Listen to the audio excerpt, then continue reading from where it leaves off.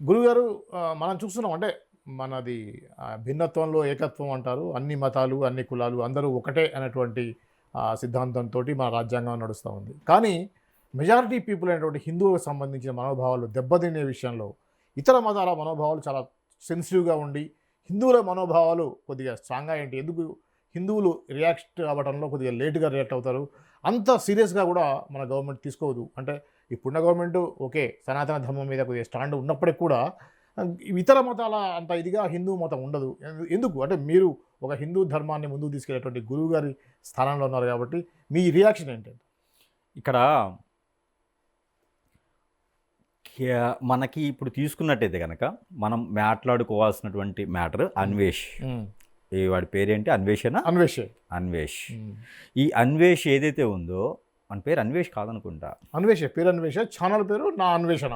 అన్వేషణ. యెస్. ఆ! ఛానల్‌లో చూసాం కాబట్టి ఆ! అది నా అన్వేషణ వస్తుంది. హ్మ్. హ్మ్. అయితే ఇక్కడ మీరన్న దాంట్లో ఒక చిన్న విషయం ఏందంటే హిందూ సాంప్రదాయం కానీ, హ్మ్. సనాతన ధర్మం కానీ, మన వాల్యూస్ అనేది కొన్ని ఉంటది. మన భారతదేశంలో వాల్యూస్ ఏందంటే ఎవరికైనా సరే ఒక అవకాశం ఇచ్చేదానికి. చివరిగా మరణించే వారికి కూడా వారి కోరిక ఏంటని అడుగుతూ ఉంటాం మనం. అలానే శిక్ష పడ్డోళ్ళకి కూడా చివరి కోరిక తీర్చేటువంటి సానుకూలమైనటువంటి వాతావరణం మన దాంట్లో ఉంటుంది. రాయిని, రప్పని, చెట్టుని కూడా దేవుడిగా పూల్చేటువంటి ఆచారాలు మన దాంట్లో ఉన్నాయి. అలాంటిది శత్రువుని ప్రేమించే గుణగణాలు ఉన్నటువంటి మతం ఏదైనా ఉందంటే కనుక దాన్ని హిందూ మతమే అని చెప్పొచ్చు. ఏ మతస్థులైనా సరే హిందూ మతంలో రావడానికి ఆలోచిస్తారో కానీ హిందూ మతస్థులు ఏ మతానికైనా ఆరాధిస్తూ ఉంటారు. హిందూ మతం చాలా గొప్ప విషయం. హిందూ మతం ఒకటే కాదండి, భారతదేశ సంస్కృతి చాలా గొప్పది. ఈరోజు ఉన్నటువంటి 132 కంట్రీస్ కూడా మన భారతదేశం వైపు మొగ్గు చూపుతూ ఉన్నాయంటే మన సాంప్రదాయం, మన విలువలు, మనకి తెలిసినటువంటి ఏదైతే సనాతన ధర్మాన్ని పాటించేటువంటి విలువలున్నాయి, వేదాలున్నాయి, ఉపనిషత్తులున్నాయి, ఎన్నో రకాలుగా ఈ రోజుకి గురువులున్నారు. ఒక మనిషి పుట్టగానే తల్లి, తండ్రి, గురువు, దైవం అని చెప్పి బోధన చేసేటువంటి విధానం. ఈ రోజున అజ్ఞాన శాస్త్రం ప్రకారంగా అజ్ఞానం అనమాట ఎక్కడి వరకు ఉందంటే కనుక ఇక పోయేదేముంది, ఇంతకన్నా పబ్లిసిటీ చేసుకునే దానికి ఎన్నో రకాల మార్గాలు ఉన్నాయి. ఈ రోజున ఒక వస్తువుని పబ్లిసిటీ చేసే విధంగా ఉంటానే ఒక మనిషిని కూడా పబ్లిసిటీ చేసుకునే విధంగా ఏదో రకమైన మార్కెట్లో ముందు ఉండాలి. ఒక దరిద్రుడి గురించి, ఒక పనికి మాలినోడి గురించి ఈ రోజున మనము ఒక హిందూ సాంప్రదాయాన్ని అడ్డం పెట్టుకుని మరీ మాట్లాడాల్సి వస్తుందంటే మన దౌర్భాగ్యతనం అని చెప్పుకోవచ్చు. అంటే ఇలాంటి పనికి మాలిన వాడి గురించి, అసలు హిందూ మతాన్ని గురించి, అసలు హిందూ వ్యవస్థను గురించి మనం మాట్లాడుకోవాల్సినటువంటి దౌర్భాగ్యం మనకి ఏర్పడింది ఈ రోజున. అంటే చూడండి, అలాంటి వాళ్ళు రావడం వల్ల కూడా మనం ఏం చేస్తున్నాము, మనం ఎంతవరకు ఉండాలి, అసలు మనం ఏం చేయబోతున్నాం అనేది కూడా మనకు తెలియజేశారు. అందుకు అతను మాట్లాడినందువల్ల మనకు కూడా ఒక రకంగా తెలియజేసినట్టు అనుకోవాలి. అంటే మనం ఇంకా ఎక్కడున్నాం, మన సమాజం ఏమైపోతుందని కూడా తెలియజేసుకునేటువంటి పద్ధతి అయితే ఏర్పడుతూ ఉంది. ఈరోజు మాట్లాడినటువంటి తీరు అన్వేషణ ఏదైతే మనకి అసలు ఈ ఇష్యూ క్యూర్ అయిపోయింది. ఇప్పుడు ఆ రోజున ఒక ఈవెంట్ పార్టీలో మాట్లాడినటువంటి మన శివాజీ గారి వ్యాఖ్యలు ఎలా ఉన్నాయంటే కనుక కొంచెం దుమారం రేపినాయి, సోషల్ మీడియాలో వచ్చినాయి. ఆ రకంగా ఆ రోజు మాట్లాడిన దానికి ఆ రోజు చెప్పేసుకున్నారు, అయిపోయింది. చెప్పే విధానం తప్పు అని చెప్పినాడు, దానికి క్లియర్ అయిపోయింది. ఒక విధంగా ఇంకో విషయము, ఒక మంచి పని చెప్పటం వలన, ఒక మంచి మాట చెప్పడం వలన దాన్ని వ్యతిరేకంగా తీసుకోవడం ఎందుకనేది ఒకటి మనం ఆలోచించాల్సి వస్తుంది. నువ్వు చేస్తావా చేయవనేది తర్వాత విషయం. గురువు అనేటువంటి వాడు ఒక 40 మంది, ఒక కాలేజీలో ఒక స్కూల్లో 40 మంది స్టూడెంట్స్ ఉంటే గురువు అనేటువంటి 40 మందికి ఒకేసారి బోధన చేస్తారు. ఆ విద్య వచ్చిన తర్వాత వారు ఆ విద్యని ఎలా ఉపయోగించుకోవాలనేది వారి తెలివితేటలను బట్టి ఉంటుంది. 39 మంది ఉత్తీర్ణులైపోయేసి ఎవరొకరు కలెక్టర్ గానో, లాయర్ గానో, లేకపోతే జడ్జి గానో, ఇంకొకరు వాళ్ళ స్థాయిని పెంచుకొని బ్రతుకుతూ ఉంటారు. పేరు ప్రఖ్యాత, హోదా, డబ్బు, పలుకుబడి సంపాదించుకొని కుటుంబాన్ని నడుపుకుంటూ సనాతన ధర్మాన్ని పాటించుకుంటూ ఉంటారు. వారి వారి కర్మ ప్రకారంగా సాగుతూ ఉంటారు. ఒకడుంటారు ఈ అన్వేష్ అనే వ్యక్తి. ఈ 40 మందితో పాటు గురువుకు కూడా తెలియజేస్తుంటాడు. ఈ 40 మంది ఒక ఎత్తు, గురువు ఒక ఎత్తు అయితే వీరొక్కరు మాత్రము వారికి ఎప్పటికప్పుడు చురుకుదనాన్ని ఇస్తుంటారన్నమాట. మాటలు అనడంతో కూడా ఏదంటే చూసారా, దున్నపోతుకి ముళ్ళుగర్ర పెట్టి పొడిస్తేనే పని చేస్తుంది అని. అది పని చేస్తేనే పంట పండుతుంది, దుక్కి దున్నాలి, ఆ దుక్కి దున్న తర్వాతే పంట పండుతుంది, మొక్క వేయాలి, నీరు పోయాలని ఉంటుంది కదా, ఆ టైపులో పంట పండుతుంది అనమాట. అప్పుడు వీడు తింటాడు వచ్చి. అలానే మన గురువులకు కూడా అందరికీ మంచితనంతో చెప్పేటువంటి రోజులు తగ్గిపోయినాయని చెప్పవచ్చు. మంచి చెప్పితే ఎవరికి నచ్చట్లా ఈ రోజుల్లో అండి. గురువు దాకా ఎందుకు, తల్లిదండ్రుల మాట వెళ్ళేటువంటి పిల్లలు ఎంతమంది ఉన్నారు చెప్పండి. అవును. మన హిందువులు కాదు, ముస్లిమ్స్ కాదు, లేకపోతే క్రైస్తవులు కాదు, బౌద్ధులు కాదు, ఇలా మనకి 56 కులాలు ఉన్నాయి భారతదేశంలో. 56 మతాలు ఉన్నాయి, కులాలు కాదు. కులాలు కొంటే 500 చిల్లర కులాలు ఉన్నాయంట. 524 కులాలు మొన్న గవర్నమెంట్ లెక్క ప్రకారంగా. ఇక మతాల సంగతి అయితే ఇంకా దాదాపు 54 కులాలు, 54 మతాలు, 56 మతాలు ఏర్పడ్డాయి ఇప్పుడు. మతాల గురించి మనం చూసుకున్నట్టయితే ముఖ్యంగా ఇవన్నీ కూడా సంఘాలుగా ఏర్పడ్డాయి. మన హిందూ ధర్మంలో ఉన్నది ఏంటంటే కనుక ఇక్కడ ఒకళ్ళకి సానుకూలత లేకపోవటం, హిందూ ధర్మంలో ఎవరికి వాడే రాజు అనుకోవటం, ఎవరికి వారే గురువు అనుకోవటం, ఎవరికి వారు నేనే అనుకోవటం, యుగో తత్వాన్ని ప్రయోగించుకోవడంలో ఏర్పడింది ఉంది. అలానే క్రైస్తవ మతంలో కానీ, ముస్లిం మతంలో కానీ వారిని ఒకరిని కదిలియడం కానీ, ఒకరిని మాట్లాడండి, రెండో మాట మాట్లాడే లోపే నాలుగు చీలేస్తారు. మన హిందూ ధర్మంలో ఏం చెప్తారు అంటే కనుక, ఒక మతాలు ముస్లిమ్స్ అని క్రైస్తవులని కాదండి, ఏ మతస్థుల్ని కదిలించి మాట్లాడినా కూడా, వాళ్ళ గురువుల్ని మాట్లాడినా కూడా వారు అక్కడ ప్రభుత్వాలకో లేదా ప్రభుత్వాలు చూసుకుంటూ ఉంటేలే వారు చేసుకుంటుంటారు, మన పని మనది అని అనుకోరు. వాళ్ళు ఖచ్చితంగా శిక్ష అనేది వేస్తారు వాళ్ళు. ఎందుకంటే మత గురువులు అంటే ఎవరు ఒప్పుకోరు. అయితే ఇంకొకటి గురుగారు, ఇప్పుడు అన్వేష్ అన్న మాటల్లో 2 విషయాలు చాలా ఇబ్బందికరమైనటువంటి విషయాలు. ఒకటేంటంటే చీర కట్టుకున్న ఆడవాళ్ళకి రెస్పెక్ట్ ఉంటుంది అనే విధంగా శివాజీ చెప్పడం జరిగింది. దానికి ఆయన ఏమంటాడంటే చీర కట్టుకున్నటువంటి ద్రౌపది అలానే సీతాదేవులు అఘాయిత్యానికి గురి కాలేదా, అది వర్డింగ్ కొద్దిగా హార్ష్గా మాట్లాడాడు. ఈ యొక్క ఇది అయితే కొంతమంది ఏమంటారంటే 14 రకాల రామాయణాలు ఏమి ఉన్నాయి, ఏ రామాయణంలో ఏకత ఉందో మరి ఎందుకు అలా మాట్లాడాడు అనేది కూడా ఒక వచ్చింది. మీకున్నటువంటి దాని ప్రకారం నిజంగా ఏదైనా రామాయణంలో అటువంటి తప్పుడుగా ఉందా? ఇక్కడ సీతాదేవి గురించి మాట్లాడేటువంటి అర్హత మనకు లేదని మనం అనుకుందాం. ఎందుకంటే సీతాదేవి కానీ, రాములు వారు కానీ మనకి ఐడియల్. వారు ఎలా అయితే జీవించారని మన కథలు చెప్తూ ఉన్నాయో, ఎన్ని రకాల రామాయణాలు ఉన్నా కూడా రాముడు సీత భార్య, సీత రాముడికి భార్యే కానీ వేరే ఎవరికి చూపించలేదు అక్కడ. కాబట్టి అక్కడ మనకు ఐడియల్. వాళ్ళని చూసుకొని ఆ విధంగా మన పెద్దవారు మనకి ఎలా బ్రతకాలి, ఎలా జీవించాలనేది మన ధర్మ ప్రకారంగా, మన నీతి ప్రకారంగా, ధర్మం ప్రకారంగా, 4 పాదాల మీద నడిచేటువంటి విధం ప్రకారంగా కలియుగ సారంగా ఎలా ఉండాలనేది మనకి తెలుస్తూ ఉంది. అలానే ఆ కాలంలో వాళ్ళు చెప్పున్నారు కాబట్టి అక్కడ కూడా రాక్షసులు ఉన్నారు కాబట్టి సీతాదేవి ఈ రోజున ఇలాంటి వాళ్ళ నోట్లో నానాల్సి వచ్చింది. లేకపోతే వాళ్ళు కూడా ప్రపంచాన్ని పాలించేటువంటి వారు, వాళ్ళకి ఇలాంటి అనుభవాలు వచ్చేవి కాదు, వారు కూడా ఇలాంటి మాటలు పడేవారు కాదు. సీతాదేవి గురించి మాట్లాడుకునేంత వారి అర్హత ఇతనికి ఉంది అనేది నేను అనుకోవట్లేదు. ఎందుకంటే వాళ్ళు మనకి ఈరోజు మనం ఇలా జీవిస్తున్నాము అంటే వాళ్ళ ఐడియాలతోనే మనం ఉంటున్నాము. అలానే రాముల వారు కావచ్చు, ఆ రోజు జరిగిన కథ వేరు, రామాయణం వేరే ఉండొచ్చు, వేరే కథలు ఉండొచ్చు. ఇప్పుడు ఒకటే స్టోరీ అందరు తీయాలని లేదు. ఎవరి ఇష్టానుసారంగా వారికి నచ్చినట్టుగా రామాయణాన్ని రిచించుంటాడు, లెక్కించుంటారు. అలానే మనము చదువుకున్న రామాయణం 1-2 చదువుకుంటాం. గొల్ల రామాయణం ఉంటుంది, వాల్మీకి రామాయణం ఉంటుంది, బోధ రామాయణం ఉంటుంది, సీతారామాయణం ఉంటుంది, శివరామాయణం ఉంటుంది. ఇలాగ ఎన్నో రకాల రామాయణాలు ఉన్నాయి. నేనైతే 4 రామాయణాలు చదివి ఉన్నాను. 4 రామాయణాల్లో కూడా నాకు తెలిసినంతవరకు ఒకటేనండి, లక్ష్మణ్ వారు ఉన్నారు, భరతుల వారు ఉన్నారు, శత్రుఘ్నులు ఉన్నారు, వీళ్ళంతా అన్నదమ్ములని తెలుసు. అలానే ఏదైతే ఈ యొక్క సీతాదేవి కావచ్చు, రాముల వారు కావచ్చు, వీరిద్దరు కూడా ఇరువురి భార్యాభర్తలను తిరగచ్చు. ఒక రాజ్యానికి పాలించినటువంటి వారు అరణ్యవాసం చేశారు, అజ్ఞాతవాసం చేశారు, ప్రపంచానికి ఎన్నో తెలియజేశారు. ఈరోజు కూడా మనం జీవిస్తున్నామంటే, ఇప్పటికీ మనం చెప్పుకుంటున్నామంటే మనకి అంత మంచితనం కోసం చెప్పుకునేటువంటి అర్హత తీసుకోవచ్చు, కానీ చెడు గురించి చెప్పుకునేటువంటి ఏదైతే లేదని మనం అనుకుంటా ఉన్నాను. అలాగా ఇంకో విషయము, సీతాదేవికి అలా చేయటానికి కారణం ఏంటంటే ఇలాంటి రాక్షసుని ఇలాంటి రాక్షసుని హతమార్చడానికి మాత్రమే వేసినటువంటి వేషధారణ మనం అనుకోవచ్చు. ఎప్పుడైనా గుర్తుపెట్టుకోండి, చెడు పెరిగినప్పుడు ఏదో విధమైనటువంటి మంచితనానికి దేవుడు ప్రతిష్టమయ్యేసి మానవుడే దేవుడు అని చెప్పేసి ఏదో ఒక రకమైన గురువు బోధనలో ఏదో రకమైన గురువుకి ఆ ఒక దేవుడు ఒక రూపవాన్ని సృష్టిస్తారు. ఆ సృష్టించిన వెమ్మటే ఇలాంటి రాక్షసుల్ని హతమార్చడానికి, కేసులు పెట్టడానికి, వీరిని లోపల వేయడానికి చేసేటువంటి క్రియల్లో రాముల వారు, సీతాదేవి అట్లనే వచ్చారు. విష్ణుమూర్తి స్వరూపంగా విష్ణుమూర్తి స్వరూపంగా వచ్చినటువంటి రాముల వారు కావచ్చు, సీతాదేవి కావచ్చు అలానే వచ్చున్నారు. వాళ్ళ గురించి మాట్లాడుకునే దానికైతే లేదు. ఈయన అనొచ్చు భారతంలో అలా జరిగింది, ద్రౌపదికి రామాయణంలో ఎలా జరిగింది అని చెప్పేసి అని. ఇలాంటి వాళ్ళే కదా చేస్తారు. వాళ్ళు ప్రపంచంలో బాగానే ఉన్నారు, వారికి వారు చేసుకుంటున్నారు. అక్కడ ఎవరు వాళ్ళని చెడగొట్టారు, ఎవరు వాళ్ళని అంతవరకు చేస్తారంటే రాక్షస తత్వంతో పోల్చినటువంటి ఇలాంటి అన్వేష్ లాంటి వారు. అన్వేష్ లాంటి వాళ్ళు లేకపోతే వాళ్ళ జీవితం కానీ ప్రపంచం కానీ బాగానే ఉంటుంది కదా. ఇప్పుడు శివాజీ గారు చెప్పారు, ఆయన సారీ చెప్పారు, నేను చెప్పిన విధానం ఓకే కానీ చెప్పేటువంటి పద్ధతి కరెక్ట్ కాకపోయి ఉండొచ్చు అని చెప్పేసి అని దానికి సరే అయిపోయింది. ఇతను సబ్స్క్రైబర్స్ ఉన్నారు అన్నీ చెప్పేసని అతనికి ఛానల్ ఫాలో అయ్యి ఉన్నారని చెప్పేసి మనం ఏది చెప్తే అది జనాలు అయితే పిచ్చోళ్ళు కాదు కదండి. ఇప్పుడు ఒకటండి, ఇప్పుడు మన ఇంట్లో చెల్లి గారు ఉంటారు, అక్కగారు ఉంటారు, మదర్ గారు తల్లి గారు ఉంటారు, బామ్మగారు ఉంటారు, ఎంతో మనకు సాంప్రదాయబద్ధంగా ఉండేటువంటి ఫ్యామిలీస్ మనకు దగ్గర ఉన్నాయి.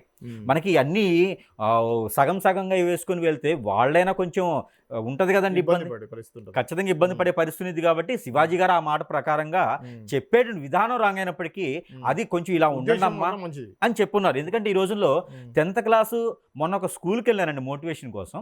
ఆ స్కూల్ పేరు బాగోదిగా, ఇంటర్నేషనల్ స్కూల్ మళ్ళీ అది. స్కూల్కి వెళ్తే ఆ స్కూల్లోనండి 10th క్లాసు బాబుకి 9th క్లాస్ పాప గర్ల్ ఫ్రెండ్ అని చెప్తూ ఉన్నాడు. పక్కన కూర్చొని మాట్లాడుకుంటే నా గర్ల్ ఫ్రెండ్ అంటే ఎట్లా గర్ల్ ఫ్రెండ్ అమ్మా నీకు అంటే, గర్ల్ ఫ్రెండ్ అంటే ఏముండండి, నేను చాలా సినిమాలో చూశాను, కిస్ చేసుకుంటా ఉంటాము, బయటికి వెళ్తూ ఉంటాము, వాళ్ళు పిజ్జా బర్గర్లు తింటూ ఉంటామని మాట్లాడారు నాతో. వాడి దగ్గర ఐఫోన్ ఉంది, ఆ పాప దగ్గర ఫోన్ ఉంది. అలాంటి ఫోన్లో చాటింగ్ ఉంటే వాళ్ళ చాటింగ్ నేను చూసి నాకు మైండ్ మనం ఎక్కడున్నాం ఇంకా అనిపిస్తూ ఉంది. అంటే మన వ్యవస్థ ఎలా మారిందంటే, ముందు అవినాష్కి పక్కన పెట్టేస్తే మనం కూడా చాలా మారాల్సినటువంటి సందర్భం అయితే ఖచ్చితంగా ఉందండి ఈ సందర్భంగాను. ఇప్పుడు ఒక మంచి మాట చెబితే మనం తీసుకోకపోగా ఇది రాంగు అని విచ్ఛేసించడం మాత్రం ఇది సబబైనటువంటి విషయం అయితే కాదని నా అభిప్రాయం ఒకటి. రెండోది, మన భారతదేశంలో ఇలాంటి అన్వేషణలు మనకి తెలియజేశారు కాబట్టి మరొక మారి ఇలాంటి దరిద్రులకి మనం అవకాశం ఇవ్వకుండా ఉండాలి అంటే ఖచ్చితంగా ఇలాంటి వాటి మీద మనము ఉక్కుపాదం మోపాలి. ఒక డ్రగ్స్ మీద మోపినట్టుగా, ఒక బార్ షాపుల మీద మోపినట్టుగా, కఠినమైన చట్టాలు ఉండాలి, మద్యపానం మీద మోపినట్టుగా ఒక చట్టం అనేది తీసుకురావాలి, జీవోస్ రిలీజ్ చేయాలి. ఇది రాష్ట్ర ప్రభుత్వాలతో అయ్యేది కాదు. కేంద్ర ప్రభుత్వాలు చొరవ చేసుకొని ఎలాంటి జీవో ఉండాలంటే, భారతదేశంలో ఇప్పుడు రాష్ట్రాల స్థాయి ప్రకారంగా చూసుకున్నట్టయితే ఒక హెల్మెట్ లేకపోతే ఎలా ఫైన్ వేస్తారో, ముగ్గురు వెళ్తే ఒక బండి మీద ఎలా ఫైన్ వేస్తారో, సీట్ బెల్ట్ లేకపోతే ఎలా ఫైన్ వేస్తారో, ఫోన్ మాట్లాడుకుంటూ వెళ్ళినప్పుడు ఎలా ఫైన్ వేస్తారో, రాంగ్ రూట్లో వెళ్ళినప్పుడు ఎలా ఫైన్ వేస్తారో, అదేవిధంగా వస్త్రాధారణకి సరైనటువంటిగా లేకుండా బయటికి వస్తే ఇమ్మీడియట్లీగా వాళ్ళకి ఫైన్ వేసేలాగా ఉండాలి. అప్పుడే మన భారతదేశం బాగుపడేటువంటి యోచన ఉంటుంది. సనాతన ధర్మంలో ఎన్ని సంఘాలు ఉన్నా కూడా అవన్నీ ముందుకొచ్చేసి అసలు సనాతన ధర్మం ఏంటి, ఆ కాలేజీలో కానీ స్కూల్లో కానీ ఏదో ఒక పాఠ్య పుస్తకాల్లో అయితే కనుక అసలు భారతదేశ విలువ అనేది ఒక పాఠం అయితే ఖచ్చితంగా ఏదో ఒక లాంగ్వేజ్లో అయితే ఉంటే కనుక ఈ సమాజం రానున్నటువంటి తరాలు ఎన్నున్నప్పటికీ ఈ రోజు ఉన్నటువంటి బిజీ లైఫ్లో తల్లిదండ్రులకి చెప్పేటువంటి సమయం ఉండట్లేదండి. గురువులు చెప్తే వినేటువంటి పొజిషన్ లేదు. కాబట్టి అలాంటి పరిస్థితులు మనం ఉన్నాం. కాబట్టి ఇది దౌర్భాగ్యతనమని చెప్పవచ్చు. మన భారతదేశానికి ఉన్నటువంటి పేరు కావచ్చు, ప్రఖ్యాతి కావచ్చు, 132 దేశాల వాళ్ళు మన భారతదేశం వైపు చూస్తుంటే మనము విదేశాల ఒక అలంకరణ కావచ్చు, విదేశీ వస్తువులకి ఎక్కువ మొగ్గు చూపిస్తూ ఉన్నాం మనం. ఇది మన దౌర్భాగ్యమని చెప్పొచ్చు అండి. ఇది ఖచ్చితంగా దౌర్భాగ్యతనమే. ఇకపోతే గురువులు చెక్క వస్తే, గురువులకు ఉపయోగపడేలా ఉంటే మాత్రమే మీడియా ముందుకు వస్తారు. గురువులకి కొమ్ము కాచేలా ఉంటే మాత్రమే మీడియా ముందుకు వస్తారు. వారొక 50,000 ఈరోక 50,000 వస్తేనే మీడియా ముందుకు వస్తారు. ఇంకా అనొచ్చు కామెంట్లో మీకు ఎంత ఇచ్చారో అని. నాకు ఇచ్చారా మీకు ఇచ్చారా అనేది నేను మాట్లాడే దాన్ని బట్టి మనం అర్థం చేసుకోవాలా. మనం మంచి మాట్లాడామా చెడు మాట్లాడమని. ఎక్కడైనా ఆలయాలు కూల్చండి, మంచి పనికొచ్చే ఆలయాలు కూల్చినా కూడా ఏ గురువు వెళ్ళడండి. ఏదైనా డబ్బులు ఇస్తాను రాండ్రా బాబు అంటే అప్పుడు వెళ్తారు. ఆపోజిట్ పార్టీ వాళ్ళు లేకపోతే ఎవరైనా పిలిస్తే కార్యకర్తలుగా వెళ్ళేసి నేను గురువు, నేను కాషాయవస్త్రం ధరించి, మన గురువులందరూ అలానే ఉన్నారండి వాస్తవంగా. అప్పుడు మీడియా ముందుకు వచ్చి మాట్లాడేసి ఆ 4 రోజుల్లో కనిపిస్తారు, మళ్ళీ కనపడరండి. అంటే మరొకరికి అవకాశం ఇస్తున్నారనే కదా. గురువులకి ఏకాగ్రత లేదు, ఏకాభిప్రాయం లేదు, ఎవరి పంచి వారు తడుపుకునే దానికే ఉన్నారు. వాస్తవంగా వాళ్ళు కోపడవచ్చు. ఎందుకంటే అవినాష్ మాట్లాడంటే మనం అవకాశం ఇచ్చాం. ఈ రోజు నేను అవకాశం ఇవ్వబట్టే అవినాష్ మాట్లాడాడు. నాకు వెనక సంఘం ఉంటే, గురువులందరూ నా వెనకుంటే, లేదా ఒక గురువు ముందొస్తే నేను వెనకుంటే ఖచ్చితంగా నడి రోడ్డు మీద నిలబెట్టేసి కాళ్ళు చేతులు నరికేవాళ్ళం. దుబాయ్ లాగానో, ఆఫ్ఘనిస్తాన్ లానో, పాకిస్తాన్ లానో తీసేస్తే పాకిస్తాన్ తక్కువగా ఏం చేయలే అవసరం లేదు. ఇలాంటి విషయాల్లోనూ అక్కడక్కడ చట్టం వాళ్ళకి ఎట్లా ఉంటుందంటే శిక్షకి ఇమ్మీడియట్లీగా వేస్తారట. ఒక స్త్రీని అంటే అక్కడక్కడే శిక్ష వేసేస్తారు. స్త్రీని కళ్ళెత్తి చూస్తే శిక్ష వేసేస్తారు. కాబట్టి ఆ దేశాలు ఇంకా కూడా స్త్రీని గౌరవిస్తూ ఉన్నాయి. కాబట్టి శివాజీ గారు చెప్పారు, ఆయన సారీ చెప్పారు, అయిపోయింది. ఈ అవినాష్ విషయంకి వచ్చేటప్పటికి మనం ఇప్పుడు ఆలోచించాల్సింది ఏంటంటే ప్రభుత్వాలు కూడా ఇప్పుడు చొరవ చేసుకోవాలి. మనకు ఒక గుణపాఠం అని చెప్పొచ్చు ఈ సందర్భంగా. ఈరోజు పనికిమాలిన అవినాష్ కావచ్చు, అవినాష్ గురించి మనం ఇలా మాట్లాడుకున్నాం అంటే వాడు పనికిమాలినోడు కాదు. మనం వాస్తవం చెప్పండి, మనమే ఎందుకంటే ఇంత జరిగినా కూడా మనం ఇంకా చట్టాలను తీసుకురాలేకపోతున్నాం, ఒక జీవో రిలీజ్ చేయలేకపోతున్నాం. వందే మాతర గీతం గురించి ప్రభుత్వం అక్కడ చట్ట విరుద్ధంగా మనము మాట్లాడుకునే తత్వం ఉన్నటువంటి ఈరోజు అసెంబ్లీలో, ఈరోజు ఉన్నటువంటి రాష్ట్ర స్థాయిలో, దేశ స్థాయిలో మాట్లాడుకుంటున్నాం. ఈ రోజున మొన్నండి వందే మాతరం గీతం గురించి మాట్లాడుకున్నారు పార్లమెంట్లో. అలాంటిది ఇలాంటి చట్టాలు ఎందుకు తీసుకురారు? ఇలాంటివి కూడా కావాలి కదా. గురువులందరూ ఇలాంటి సందర్భంగా ఏకాభిప్రాయం తీసుకొని రావాలి, ఒక దాటి మీదకి రావాలి, ఒక సంఘంగా ఏర్పడాలి, ఇక్కడ ధర్నాలు చేసుకోవాలి. ఎవరికి ఎవడే డబ్బులు ఇస్తే వస్తాం లేత లేనటువంటి వీళ్ళు గురువులా తెలియదు, గురువుల అవతారంతో వేసుకున్నటువంటి యుగ పురుషుల అర్థం కాదు. కానీ ఎవరైనా డబ్బు ఇస్తా అంటే మాట్లాడే గురువులతో మనకు అవసరం లేని విషయం. నిజంగా ఇంకో విషయం, ఎవరైనా వచ్చి మంచి చెప్తూ ఉన్నటువంటి గరికపాటి గారు కావచ్చు, చాగంటి గారు కావచ్చు, ఇలాంటి గురువులు దొరకడం మన భారతదేశం చేసుకున్నటువంటి గొప్ప అదృష్టం అని చెప్పొచ్చు. వాళ్ళ గురించి కూడా కామెంట్ చేశాడండి. రూపాయి బ్లేడ్ అని చెప్పేస్తున్నాడు. అంటే రూపాయి బ్లేడ్ కాదు ఈ రోజున, ఈ రోజు బ్లేడ్ చాలా కాస్ట్ ఉంది. అంటే రూపాయి బ్లేడ్ అప్పుడే తన పని కానిచ్చుకున్నట్టున్నాడు ఇక్కడ వాస్తవంగా. ఎందుకంటే బ్యాంకాంగ్ లాంటి టౌన్స్ లోను, సిటీస్ లోను, కంట్రీస్ లోను తిరిగి, గోవాస్ లోను, కంట్రీస్ లాంటి తిరిగేటువంటి వాళ్ళకి మన భారతదేశ విలువలు ఎక్కడ తెలుస్తాయి? తెలియదు. మరి వాళ్ళ తల్లిగారు, మరి వాళ్ళ తండ్రి గారు ఏదైనా హైబ్రిడ్గా చూసి ఈ బాబు పుట్టాడని నాకు అర్థం కావట్లేదు ఒకటైతే. ఎందుకంటే భారతదేశంలో గాలి పీల్చుకుంటూ భారతదేశంలో పుట్టినటువంటి వ్యక్తులైతే ఇలాంటి మనకి ఉపదేశం చేసి ఇలా బతకండ్రా బాబు అని చెప్పేటువంటి వాళ్ళని కూడా హింసపరిచి అనేక రకాలుగా మాట్లాడటం అనేది ఇది తగినటువంటి విషయం కాదు. అవినాష్కి ఈ సందర్భంగా తెలియజేయడం ఏంటంటే కనుక, అవినాష్ మనకు గుణపాఠం చెప్పాడు, దానికి మెచ్చుకోవచ్చు.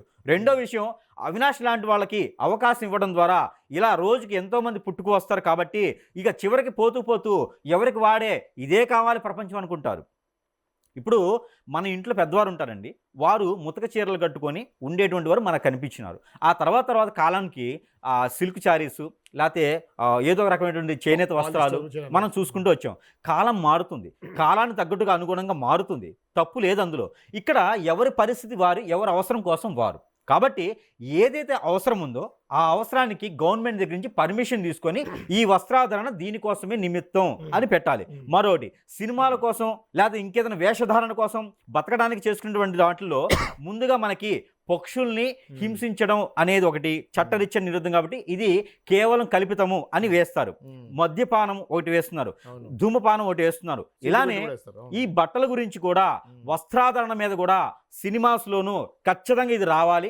మన భారతదేశానికి సిగ్గుపడేటువంటి స్థాయిలో విదేశాలు ఉండాలి. కాబట్టి మన భారతదేశాన్ని చూసి సిగ్గుపడే స్థాయిలో ఉండాలి. అలాంటి అన్వేషణ ఇండియాలో పుట్టి భారతదేశుడై ఉండేసి మన భారతదేశంలో ఉన్న వాళ్ళని గౌరవించాలి తప్పితే ఇలా హింసించడం అనేది నాకు ఒకటి అర్థమవుతుందండి. నాకు తెలిసినటువంటి ఒక మంచి స్నేహితుడు ఉన్నాడు, తను సైకాలజిస్టు.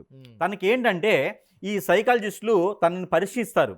ఒకసారి వస్తే నేనైనా తనకి నా డబ్బులు పెట్టుకునైనా నేను అతనికి చూపించే విధానం ఉంటుంది. ఎందుకంటే నేను ఒకటి విన్నాను, సైన్స్లో ఒకటి ఉంటుంది. ఎందుకంటే కొంతమంది పరిశోధకులు ఏం చెప్పారంటే, ఇలాంటి బ్యాంకాంగ్ కానీ, గోవా కానీ, యానం కానీ ఇలాంటి ప్రదేశాల్లో దొరికేటువంటి మద్యం ఏదైతే ఉంటుందో ఆ మద్యం సేవించిన తర్వాత దానికి బానిసలైపోతారు.